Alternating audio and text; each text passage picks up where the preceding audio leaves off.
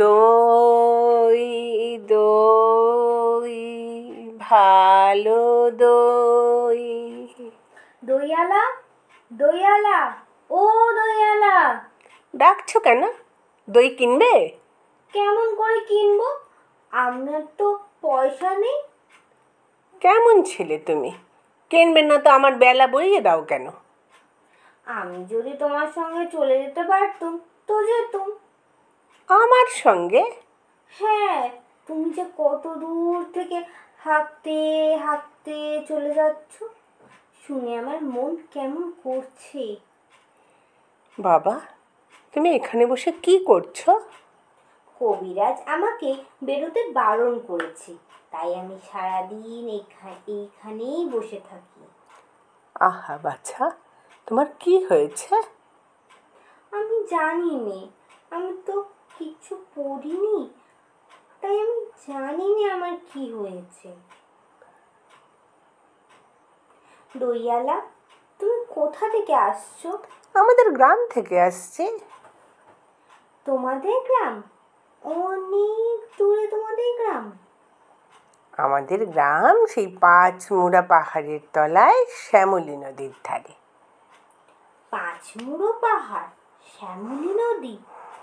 কি জানি, হয়তো তোমাদের গ্রাম দেখেছি, কবে সে আমার মনে পড়েনি। তুমি দেখেছো? পাহাড়তলায় কোনোদিন গিয়েছিলে নাকি? না, কোনোদিন যাইনি, কিন্তু আমার মনে হয় যেন আমি দেখেছি। অনেক পুরনো কালের বহু বড় বড় গাছের তলায় তোমাদের গ্রাম, একটি লাল রঙের রাস্তার ধারে, না? ঠিক বলেছ বাবা। সেখানে পাহাড়ের গায়ে সব গরু চড়ে বেড়াচ্ছে। কি আশ্চর্য! ঠিক বলছো, আমাদের গ্রামে গরু চড়ে বই কি, খুব চড়ে। মেয়েরা সব নদী থেকে জল তুলে মাথায় কলসি করে নিয়ে যায়, তাদের লাল শাড়ি পরা। বাহ বাহ, ঠিক কথা। আমাদের সব গয়লাপাড়ার মেয়েরা নদী থেকে জল তুলে তো নিয়ে যায়, তবে কিনা তারা সবাই যে লাল শাড়ি পরে তা নয়। কিন্তু বাবা, তুমি নিশ্চয় কোনোদিন সেখানে বেড়াতে গিয়েছিলে। সত্যি বলছি দইয়ালা, আমি কোনোদিন যাইনি। কবিরাজ যেদিন আমাকে বাইরে যেতে বলবে, আমি সেদিন সেদিন তুমি নিয়ে যাবে তোমাদের গ্রামে? যাব বই কি বাবা, খুব নিয়ে যাব। আমাকে তোমার মতো ওরকম দই বেচতে শিখিয়ে দিও, ওইরকম বাঘ কাঁধে নিয়ে ওরকম বহু দূরের রাস্তা দিয়ে। মরে যাই, দই বেচতে যাবে কেন বাবা?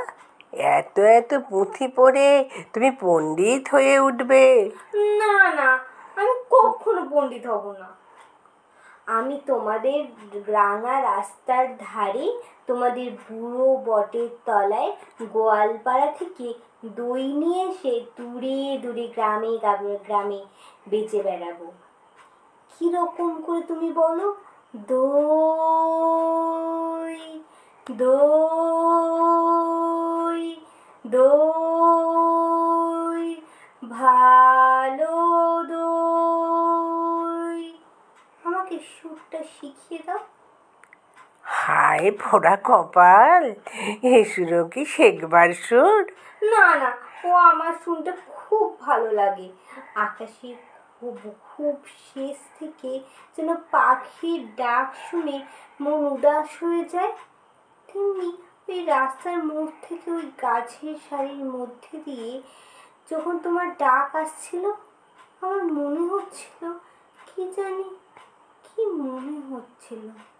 বাবা, একবার দই তুমি খাও।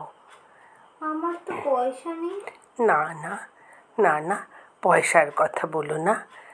তুমি আমার দই একটু খেলে আমি কত খুশি হব। তোমার কি অনেক দেরি হয়ে গেল? কিচ্ছু দেরি হয়নি বাবা, আমার কোনো লোকসান হয়নি।